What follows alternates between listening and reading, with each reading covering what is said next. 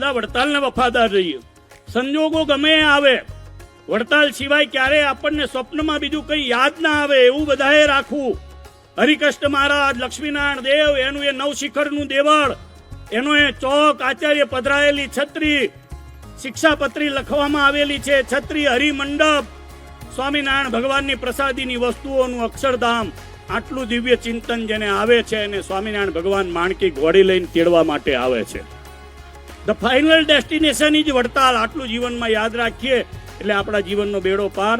સૌને સ્વામિનારાયણ ભગવાનની વડતાલની પૂનમ ભરવાનું બળ મળે. સ્વામિનારાયણ ભગવાને કયા પ્રમાણે 10મો 20મો ભાગ કાઢી અને લક્ષ્મીનારાયણ દેવને અર્પણ કરવાનું બળ મળે અને આ સત્સંગી જીવનની કથાનું બધાયને ખૂબ ધર્મ ભક્તિ જ્ઞાન વૈરાગ્ય સાથે બળ મળે, એવું ફળ મળે, એવું ભગવાનને પ્રાર્થના કરી વિરમું.